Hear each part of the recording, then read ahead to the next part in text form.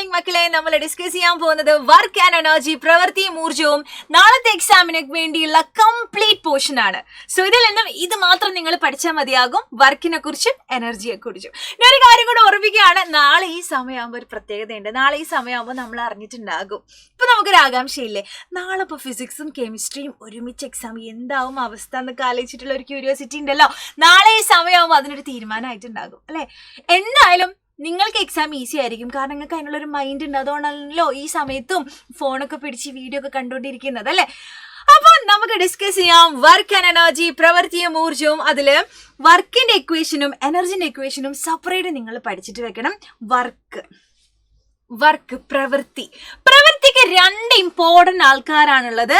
ഒന്നെന്ന് പറയുന്നത് ഫോഴ്സ്, ബലമാണ്. പ്രവൃത്തി നടന്നു എന്ന് പറയണമെന്നുണ്ടെങ്കിൽ അവിടെ ഫോഴ്സ് വേണം, അതായത് ബലം വേണം. അതുപോലെ തന്നെ വേണ്ട മറ്റൊരാളാണ് ഡിസ്പ്ലേസ്മെന്റ്, അതുപോലെ സ്ഥാനാന്തരം എന്ന് വിളിക്കും. ഓക്കെ, ഇപ്പോൾ ഈ ബോട്ടിലിനെ എനിക്ക് ഇവിടെ നിന്നും അങ്ങോട്ടേക്ക് നീക്കി വെക്കണം എന്നുണ്ടെങ്കിൽ ഞാൻ ഫോഴ്സ് അപ്ലൈ ചെയ്യണം അല്ലെ. അതിന്റെ സമയം അതേ ഡയറക്ഷനിൽ അത് ഡിസ്പ്ലേസ്മെന്റ്, സ്ഥാനാന്തരം നടന്നെങ്കിൽ ഞാൻ ഈ ബോട്ടിലിൽ വർക്ക് ചെയ്തിട്ടുണ്ട്. സെറ്റാണല്ലോ. ബോട്ടിലിന് ഞാൻ എന്ത് ചെയ്തു, ഒരു സ്ഥലത്ത് നിന്ന് മറ്റൊരു സ്ഥലത്തേക്ക് മാറ്റി വെച്ചു. ദാറ്റ് മീൻസ് ഞാൻ വർക്ക് ചെയ്തു. വർക്ക് ചെയ്തപ്പോൾ ഞാൻ ഫോഴ്സ് കൊടുത്തു, അതേസമയം അതിന് അനക്കമുണ്ടായി അല്ലെങ്കിൽ ഡിസ്പ്ലേസ്മെന്റ് ഉണ്ടായി. ഓക്കെ, ആൻഡ് വർക്കിന് രണ്ട് ഇക്വേഷൻസ് ആണ് നമ്മൾ പഠിക്കുന്നത്. ഒന്ന് W=F×S ഉം മറ്റൊന്ന് W=mgh. അപ്പൊ നമുക്ക് സംശയം വരും, ഏതെങ്കിലും ഒരു ചോദ്യം വന്ന് വരുമ്പോ നമ്മൾ ഏത് ഇക്വേഷൻ കൊടുക്കും എന്നുള്ളത് ഭയങ്കരമായിട്ടുള്ളൊരു സംശയമാണ് അല്ലെ. അപ്പൊ അത് നമുക്ക് ഡിസ്കസ് ചെയ്യാം. നിങ്ങള് രണ്ട് കേസുകളിലും രണ്ട് ഇക്വേഷൻസ് ആണ് നിങ്ങൾ കൊടുക്കുന്നത്. അതായത് മനസ്സിലാക്കി വെക്കുക, ക്വസ്റ്റ്യനിൽ നിങ്ങൾ ഇതുപോലെ തള്ളി നീക്കുക, ഇങ്ങനെ ഹോറിസോണ്ടലായിട്ട് നീളത്തിൽ ഇങ്ങനെയുള്ള പരിപാടികളാണെങ്കിൽ, നിരപ്പായിട്ടുള്ള പരിപാടികളാണെങ്കിൽ നിങ്ങൾ കൊടുക്കേണ്ട ഇക്വേഷൻ എന്ന് പറയുന്നത് W=F×S ആണ്. അപ്പൊ ഇനി ക്വസ്റ്റ്യൻ വായിക്കുമ്പോൾ നമുക്ക് അത് മനസ്സിലാക്കാനുള്ള ഒരു ബുദ്ധി വന്നിട്ടില്ലെങ്കിൽ ക്വസ്റ്റ്യൻ പേപ്പറിൽ നിങ്ങൾ ഡിസ്പ്ലേസ്ഡ്, അതായത് ഡിസ്പ്ലേസ്മെന്റ് അല്ലെങ്കിൽ സ്ഥാനാന്തരം സംഭവിച്ചു, നിരങ്ങി നീക്കി എന്നൊക്കെ നിങ്ങൾ കാണുകയാണെങ്കിൽ നിങ്ങൾ കൊടുക്കേണ്ട ഇക്വേഷൻ ആണ് W=F×S. എന്നാൽ ചില സമയങ്ങളിൽ ഇപ്പോൾ ഈ ഒരു ബോട്ടിലിന്റെ അടപ്പ് താഴെയാണ്, എനിക്ക് താഴെയുള്ള അടപ്പിനെ മുകളിലേക്ക് വെക്കണം. അപ്പൊ ഞാൻ വർക്ക് ചെയ്യണം അല്ലെ. ഓക്കെ, വർക്ക് ചെയ്യണം, ഫോഴ്സ് അപ്ലൈ ചെയ്യണം, അതേസമയം അതിന് ഡിസ്പ്ലേസ്മെന്റും ഉണ്ടാവുന്നുണ്ട് അല്ലെ. ഫോഴ്സും ഡിസ്പ്ലേസ്മെന്റും അവിടെയുണ്ട്, പക്ഷേ ഇക്വേഷൻ അല്ല അവിടെ കൊടുക്കേണ്ട ഇക്വേഷൻ. അവിടെ നമ്മൾ ചെയ്യേണ്ടത്, അല്ലെങ്കിൽ അവിടെ നമ്മൾ അപ്ലൈ ചെയ്യേണ്ട ഇക്വേഷൻ എന്ന് പറയുന്നത് W=mgh ആണ്. അതായത് ചില സമയങ്ങളിൽ നമ്മൾ വസ്തുക്കളെ ഉയർത്തുമ്പോൾ അല്ലെ, ഇങ്ങനെ കുത്തനെ, അപ്പൊ ഇതെങ്ങനെ മനസ്സിലാക്കും? അത് നമ്മൾ മനസ്സിലാക്കുക. ക്വസ്റ്റ്യനിൽ നിങ്ങൾ റേസ്ഡ് അല്ലെങ്കിൽ ഹൈറ്റ്, ഉയർത്തി, എന്ന് കുത്തനെ എന്നൊക്കെ നിങ്ങൾ കാണുകയാണെങ്കിൽ നിങ്ങൾ കൊടുക്കേണ്ട ഇക്വേഷൻ ആണ് W=mgh. അപ്പൊ എപ്പോഴാണ് ഇത് കൊടുക്കുക നിങ്ങൾ കൃത്യമായിട്ട് മനസ്സിലാക്കിയിട്ടുണ്ടാകും. ഇതിലെല്ലാം ഉപരി നിങ്ങൾ മനസ്സിലാക്കേണ്ടത് ഇതിങ്ങനെയുമുള്ള വർക്കാണ് മനസ്സിലാക്കുക. ഇങ്ങനെയുള്ള സമയങ്ങളിൽ ഇതിങ്ങനെയുള്ള അല്ലെ. ഓക്കെ, ഡിസ്പ്ലേസ്മെന്റിന്റെ കേസാണ് കേട്ടോ, മനസ്സിലാക്കുക. ഇത് നിരങ്ങനെയാണ്, ഇതിങ്ങനെ കുത്തനെ ഉയർത്തി വെക്കുക അല്ലെ, പൊക്കി വെക്കുക, അങ്ങനെയൊക്കെയുള്ള കേസിൽ. ഇതാണെങ്കിൽ ഇങ്ങനെ ഉന്തിത്തള്ള, അങ്ങനത്തെ കേസിൽ കേട്ടോ, മനസ്സിലാക്കി വെക്കണം. സോ നമുക്ക് ക്വസ്റ്റ്യൻസിലേക്ക് പോകാം. ഒരു വസ്തുവിൽ 50 ന്യൂട്ടൺ ഫോഴ്സ് നമ്മൾ പ്രയോഗിക്കുന്നുണ്ടെങ്കിൽ അതിന്റെ ഡയറക്ഷനിൽ എത്ര ഡിസ്പ്ലേസ്മെന്റ് ഉണ്ടായിട്ടുണ്ട്? 2 മീറ്റർ സ്ഥാനാന്തരം ഉണ്ടായിട്ടുണ്ട്. സോ അങ്ങനെയാണെങ്കിൽ നമുക്ക് കണ്ടുപിടിക്കേണ്ടത് വർക്കാണ്. സിമ്പിൾ ആണ്. ഏത് ഇക്വേഷൻ കൊടുക്കുമെന്ന് ആലോചിച്ചിരിക്കണോ? വേണ്ട. സ്ഥാനാന്തരം, ഡിസ്പ്ലേസ്മെന്റ് എന്നൊക്കെ കണ്ടപ്പോൾ നമ്മൾ മനസ്സിലാക്കി W=F×S ആണ് കൊടുക്കേണ്ടത് അല്ലെ. ഫോഴ്സ് നമുക്ക് തന്നിട്ടുണ്ട് 50 ആണ്, ഡിസ്പ്ലേസ്മെന്റ് എത്രയാണ്? 2. സോ 50 × 2 എത്രയാടാ? 100 അല്ലേ. 100 ജൂൾ ആണ് കേട്ടോ. ജൂൾ ആണ് വർക്കിന്റെ unit. We got 100 joule. Next ചോദ്യം നോക്കാം. 100 കിലോഗ്രാം മാസ് ഉള്ള വസ്തുവിനെ 1 മീറ്റർ ഉയർത്താൻ ആവശ്യമായിട്ടുള്ള പ്രവൃത്തി കണക്കാക്കുക, വർക്ക് കണ്ടുപിടിക്കുക. അപ്പൊ ഏത് ഇക്വേഷൻ കൊടുക്കും? W=F×S എന്ന് ആലോചിച്ചിട്ട് കാര്യമുണ്ടോ? ഇല്ല. നമ്മൾ എന്ത് ചെയ്യണം? ക്വസ്റ്റ്യനിലേക്ക് നന്നായിട്ട് നോക്കുമ്പോൾ നമുക്ക് കാണാൻ പറ്റും ഗൈസ്, ഹൈറ്റ് നോക്ക്, ഉയർത്താൻ. അതൊക്കെ കണ്ടാൽ തന്നെ നമ്മൾ മനസ്സിലാക്കണം W=mgh ആണ് അവിടെ വേണ്ട ഇക്വേഷൻ. എന്താണ്? m×g×h. മാസ് നമുക്ക് തന്നിട്ടുണ്ട് 100 കിലോ ആണ്. പിന്നെന്താണ്? ജി നമുക്ക് തന്നിട്ടുണ്ട് 10 അല്ലെ, സാധാരണ 9.8 ആണ്, പക്ഷെ നിങ്ങളൊരു ഈസിനെസിന് വേണ്ടി 10 തന്നിട്ടുണ്ട്. നെക്സ്റ്റ് ഹൈറ്റ് എത്രയാണ് 1 മീറ്റർ അല്ലെ, സിമ്പിൾ അല്ലേ. MGH ചെയ്യുമ്പോൾ 100 × 10 × 1 ചെയ്യുമ്പോൾ നമുക്ക് കിട്ടും 1000. നമുക്കറിയാം വർക്കിന്റെ യൂണിറ്റ് എന്ന് പറയുന്നത് ജൂൾ ആണ്. So we got the answer as 1000 joule. Next ചോദ്യമല്ല, നെക്സ്റ്റ് ടോപ്പിക് ആണ് ടൈപ്സ് ഓഫ് വർക്ക്. വർക്കുകൾ 2 വിധമുണ്ട്. ഏതൊക്കെയാണ്? പോസിറ്റീവ് വർക്കും നെഗറ്റീവ് വർക്കും. നമ്മൾ പഠിച്ചിട്ടുണ്ട് വർക്കിന്റെ പ്രധാനപ്പെട്ട ആൾക്കാരാണ് ഫോഴ്സും ഡിസ്പ്ലേസ്മെന്റും, ബലവും സ്ഥാനാന്തരം. ഇവർ രണ്ടുപേരുടെയും ഡയറക്ഷൻ അല്ലെങ്കിൽ ദിശ മനസ്സിലാക്കിയാൽ ഇത് പോസിറ്റീവ് വർക്കാണോ നെഗറ്റീവ് വർക്കാണോ നമുക്ക് മനസ്സിലാക്കാൻ പറ്റും. അതെങ്ങനെയെന്നല്ലേ നോക്കടാ. ഈ ഫോഴ്സും ഡിസ്പ്ലേസ്മെന്റും ഒരേ ഡയറക്ഷനിൽ ഒരേ സൈഡിലേക്ക് തന്നെയാണെങ്കിൽ അത് പോസിറ്റീവ് വർക്കാണ്, പോസിറ്റീവ് പ്രവൃത്തിയാണ്. ഇനി ഇത് നോക്കടാ, ഫോഴ്സ് ഇങ്ങോട്ടും ഡിസ്പ്ലേസ്മെന്റ് അപ്പുറത്തെ സൈഡിക്കും, അങ്ങനെയാണെങ്കിൽ അത് നെഗറ്റീവ് വർക്കാണ്, നെഗറ്റീവ് പ്രവൃത്തിയാണ്. നോക്കാം എന്താ സംഭവം അല്ലെ. നോക്കൂ, ഇപ്പൊ ഈ ചെങ്ങായി ടേബിൾ ഇങ്ങനെ തള്ളിക്കൊണ്ടുപോകുന്നുണ്ട് അല്ലെ. അപ്പൊ ഇയാള് ഫോഴ്സ് കൊടുക്കുന്നത് ഈ ഡയറക്ഷനിലാണ്. അപ്പോൾ ഈ ടേബിൾ അനങ്ങും, ടേബിൾ അങ്ങോട്ട് നീങ്ങും അല്ലെ. അപ്പോൾ ഇവിടെ നോക്കൂ, ഫോഴ്സും ഡിസ്പ്ലേസ്മെന്റും ഒരേ ഡയറക്ഷനിലാണ്. So this is positive work അല്ലെങ്കിൽ പോസിറ്റീവ് പ്രവൃത്തി. ഇനി രണ്ടാമത്തെ കേസ് നോക്കൂ. ഇവിടെ ദാ ഈ വണ്ടി ഇങ്ങോട്ട് ഇങ്ങനെ പോയിക്കൊണ്ടിരിക്കുകയാണ്. ഡ്രൈവർ ഉണ്ട്. അപ്പൊ വണ്ടി അങ്ങോട്ട് ഇങ്ങനെ പോയിക്കൊണ്ടിരിക്കുകയാണ്. വണ്ടി അങ്ങോട്ട് പോകുന്നതാണ്, ഡിസ്പ്ലേസ്മെന്റ് അങ്ങോട്ടാണ്. അപ്പൊ പുറത്തൊരാൾ വന്നിട്ട് അതിന് ഓപ്പോസിറ്റ് ഡയറക്ഷനിൽ ഇങ്ങനെ തള്ളുന്നുണ്ട് അല്ലെ. വണ്ടി എങ്ങോട്ടാണ് അനങ്ങുന്നത്? വണ്ടി ഇങ്ങോട്ടാണ് പോയിക്കൊണ്ടിരിക്കുന്നത്. പക്ഷെ ഇയാൾ ഇങ്ങോട്ടൊരു ഫോഴ്സ് കൊടുക്കുന്നുണ്ട്.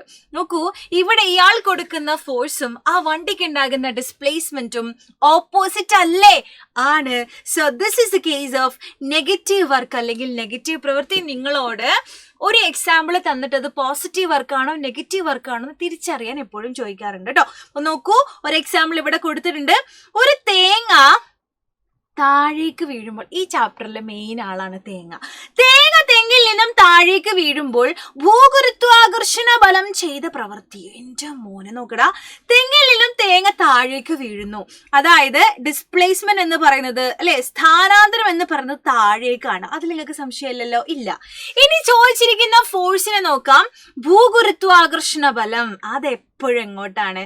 ഗ്രാവിറ്റേഷണൽ ഫോഴ്സ് ഓൾവേസ് താഴേക്കാണ് അല്ലെ. അപ്പൊ ഇത് രണ്ടും ഫോഴ്സും ഡിസ്പ്ലേസ്മെന്റും ഒരേ ഡയറക്ഷനിലാണ്. സോ ദാറ്റ് ഈസ് പോസിറ്റീവ് വർക്കാണ്. ഏതാ നമ്മൾ പറയണ? പോസിറ്റീവ് പ്രവൃത്തിയാണ്. എത്ര സിമ്പിളാ അല്ലെ. സെറ്റ് അല്ലേ? സെറ്റ്. സോ നെക്സ്റ്റ് നമ്മൾ പഠിക്കാൻ പോകുന്നത് എനർജിയാണ്. ഒരുപാട് ടൈപ്പ് എനർജികളുണ്ട്. അതില് നമ്മൾ പഠിക്കുന്ന എനർജി എന്ന് പറയുന്നത് മെക്കാനിക്കൽ എനർജി, യാന്ത്രികോർജമാണ്. വർക്ക് ചെയ്യേണ്ട എനർജിയാണ് മെക്കാനിക്കൽ എനർജി എന്ന് പറയുന്നത്. ആൻഡ് ഇതിനെ കുറിച്ച് മാത്രമാണ് നമ്മൾ ഈ ഒരു ചാപ്റ്ററിൽ പഠിക്കുന്നത്. അപ്പോൾ ഇതിനെ കുറിച്ച് അരച്ച് കലക്കി കുറിച്ച് നമ്മൾ പഠിക്കണം. സോ ഇത് 2 ടൈപ്പാണ്. പൊട്ടൻഷ്യൽ എനർജി സ്ഥിതികോർജവും കൈനറ്റിക് എനർജി ഗതികോർജവും. എപ്പോഴാ പൊട്ടൻഷ്യൽ എനർജി ഉണ്ടാവുക? നോക്കൂ, 2 രീതിയിൽ പൊട്ടൻഷ്യൽ എനർജി ഉണ്ടാകും. ഒന്ന് ഹൈറ്റ് കൊണ്ട്, അതായത് ഉയരം കൊണ്ട്. തെങ്ങിലിരിക്കുന്ന തേങ്ങക്ക് പൊട്ടൻഷ്യൽ എനർജി ഉണ്ട്, കാരണം അത് ഹൈറ്റിലാണ്.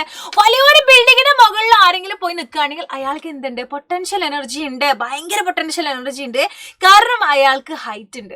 ഉയരം കൊണ്ട് കിട്ടുന്ന എനർജിയാണ് പൊട്ടൻഷ്യൽ എനർജി എന്ന് പറയുന്നത്. ഈ ഡാമിലൊക്കെ വെള്ളം സ്റ്റോർ ചെയ്ത് വെക്കുന്നത് നമ്മൾ കാണാറുണ്ട് അല്ലെ. എനർജി, നമ്മുടെ ഊർജം, ഏത്? ഇലക്ട്രിക് എനർജി, നമ്മുടെ വൈദ്യുതി ഉണ്ടാക്കാൻ വേണ്ടിയിട്ട് അല്ലെ. അപ്പൊ അവിടെയൊക്കെ സംഭവിക്കുന്നത് ആക്ച്വലി ആ ഹൈറ്റിലിരിക്കുന്ന ആ വെള്ളത്തിന്റെ എനർജി ഉപയോഗിച്ചിട്ടാണ് അവിടെ കറണ്ട് ഉൽപ്പാദിപ്പിക്കുന്നത്. അപ്പൊ ഈ ഹൈറ്റിലിരിക്കുന്ന വെള്ളത്തിൽ എന്ത് എനർജിയാ ഉള്ളത്? ആ എനർജിയാണ് പൊട്ടൻഷ്യൽ എനർജി.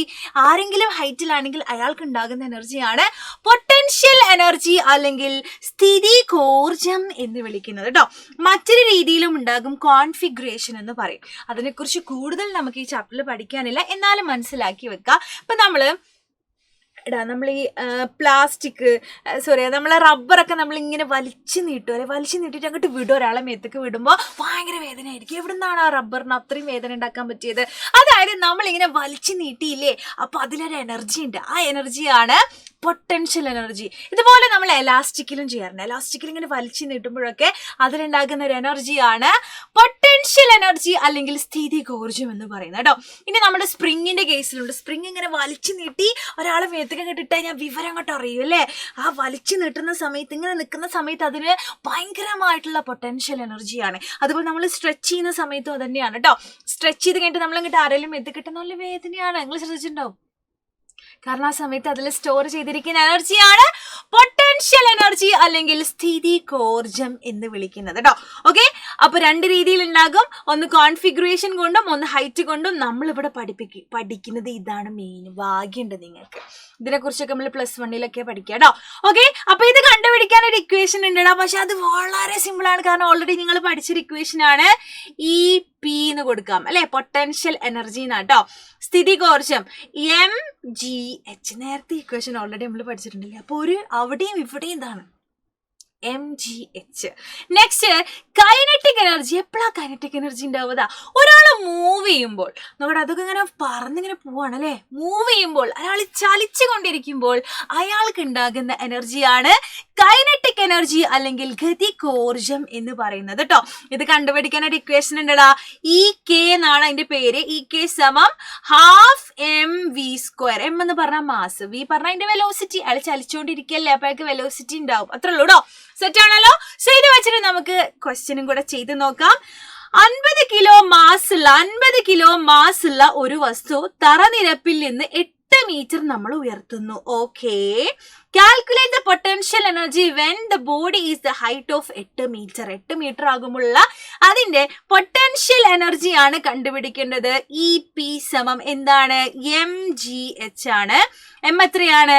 50 എന്ന് തന്നിട്ടുണ്ട് അല്ലെ.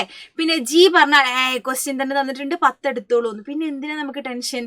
50 × 10 × ഹൈറ്റ് എത്രയാണ്? 8. ചെയ്ത് നോക്കി നമുക്ക് എത്ര കിട്ടും? എത്ര കിട്ടൂടാ? 50 × എത്ര വരും? 10 × 8 അല്ലെ. അപ്പൊ 80. അപ്പോൾ 5 × 8 40. So we got 4000 joule. എത്ര സിമ്പിൾ ആയിട്ട് നമുക്ക് കിട്ടിയത് 4000 ജൂൾ എന്ന് നമുക്ക് ആൻസർ കിട്ടി. ഇവിടെ നമ്മൾ ശ്രദ്ധിക്കേണ്ട കാര്യം എനർജിയുടെ യൂണിറ്റും ജൂള് തന്നെയാണ്. ഓക്കെ, നെക്സ്റ്റ് ചോദ്യത്തിലേക്ക് പോകാം. ഒരു അത്ലറ്റ് 6 കിലോ മാസുള്ള ഒരു ഷോട്ട് 12 മീറ്റർ/സെക്കൻഡ് വെലോസിറ്റിയിൽ എറിയുന്നു. ദാറ്റ് മീൻസ് ആ ഷോട്ട് മൂവ് ചെയ്യുന്നുണ്ട് അല്ലെ. മൂവ് ചെയ്യുക, ചലിച്ചു കൊണ്ടിരിക്കുമ്പോൾ ഉണ്ടാകുന്ന എനർജിയാണ് കൈനറ്റിക് എനർജി, ഗതികോർജം കണ്ടുപിടിക്കുക. EK കണ്ടുപിടിക്കാനുള്ള ഇക്വേഷൻ നമുക്കറിയാം. ½ mv² ആണ് അല്ലെ. m നമുക്ക് തന്നിട്ടുണ്ട് 6 കിലോ ആണ്. v നമുക്ക് തന്നിട്ടുണ്ട് 12 മീറ്റർ/സെക്കൻഡ് ആണ്. സോ നമുക്ക് കണ്ടെടുക്കാം EK സമം ½ × 6 × 12² അല്ലെ. അതായത് 1/2 × 6 × 144. ചെയ്ത് നോക്കിക്കൂടെ. അപ്പൊ ഇതൊന്നും കട്ട് ചെയ്യുമ്പോൾ നമുക്ക് പോകും 3 ആവും അല്ലെ. അപ്പൊ 3 × 144 432 ജൂൾ എന്ന് നിങ്ങൾക്ക് ആൻസർ കിട്ടും. നിങ്ങൾ അത് ചെയ്ത് നോക്കണം കേട്ടോ. Okay, ready? സോ എന്ത് കിട്ടി? നമുക്ക് അതിന്റെ ആൻസറും കിട്ടി. അപ്പൊ ഇത്രയേ ഉള്ളൂ സംഭവം. ഇതില് കൈനറ്റിക് എനർജി, പൊട്ടൻഷ്യൽ എനർജി എങ്ങനെ കണ്ടുപിടിക്കും, ഇങ്ങനത്തെ കാര്യങ്ങളൊക്കെ നിങ്ങൾ കൃത്യമായിട്ട് മനസ്സിലാക്കുക. വർക്ക് എപ്പോ എങ്ങനെയൊക്കെ അല്ലെ, പോസിറ്റീവ് വർക്ക്, നെഗറ്റീവ് വർക്ക്, ആകെ മൊത്തം ടോട്ടൽ ഇത്ര പഠിക്കാനുള്ളൂ. വളരെ സിമ്പിൾ ആയിട്ട് എക്സാം എഴുതി വാടാ. അങ്ങനെയാണെങ്കിൽ നിങ്ങൾക്ക് ഒരു ചോദ്യം ഉണ്ട് കേട്ടോ. ഇതാണ് ചോദ്യം. ഈ കുട്ടി അമ്മയെ എടുക്കുകയാണ്, അമ്മ കുട്ടിയെ എടുക്കുകയാണ്, അല്ലെങ്കിൽ കുട്ടി ഇങ്ങനെ പൊക്കാണ്. ആ സമയത്ത് ഈ അമ്മ ചെയ്യുന്ന വർക്ക് പോസിറ്റീവ് വർക്കാണോ നെഗറ്റീവ് വർക്കാണോ? അമ്മ കുട്ടിയെ എടുക്കുകയാണ് അല്ലെ. അമ്മ കുട്ടീനെ ഇങ്ങനെ എടുക്കുകയാണ്. കുട്ടി കളിച്ചുകൊണ്ടിരിക്കുകയായിരുന്നു. അപ്പൊ ആ കുട്ടീനെ എങ്ങനെ എടുക്കുന്നു? ഓക്കെ, പൊക്കുന്നു. സോ അങ്ങനെയാണെങ്കിൽ ഇത് പോസിറ്റീവ് വർക്കാണോ നെഗറ്റീവ് വർക്കാണോ? അമ്മ ചെയ്യുന്ന ഫോഴ്സിന്റെ ഡയറക്ഷൻ നോക്കുക, അത് മുകളിലേക്കാണ്. കുട്ടി എങ്ങോട്ടാണോ പോരുന്നത്, അമ്മന്റെ കൂടെ പോരുന്നുണ്ടോ നോക്കിക്കോ. അതിനനുസരിച്ചിട്ട് പോസിറ്റീവ് വർക്കാണോ നെഗറ്റീവ് വർക്കാണോ എന്ന് നോക്കുക. So thank you so much. All the best for your exam. Super ആക്കുക, ഉഷാറാക്കുക കേട്ടോ.